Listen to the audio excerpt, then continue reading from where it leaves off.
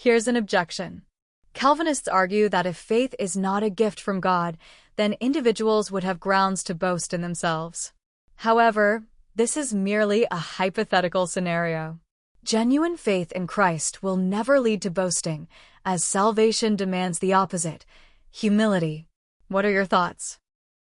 Boasting is both possible and subtle. I can provide an example I know best, myself. When I first came to faith, I was deeply moved by the gospel. I often found myself in tears, overwhelmed by the thought of God saving me from my sins. This was all before my understanding of soteriology was reformed. At one point, I reflected on my life and wondered why God had shown me such mercy. Then I recalled an incident from my childhood. My mother and I were having dinner one evening when a beggar sat outside our house. Despite our poverty, my mother invited him to join us for the meal. Even in our scarcity, we extended kindness to others. As I looked back after becoming a Christian, I thought perhaps God had been merciful to me and saved me because of my mother's act of compassion toward the poor.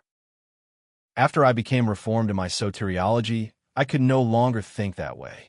God saved me because he sovereignly chose to, not because of my upbringing or any deeds from my past.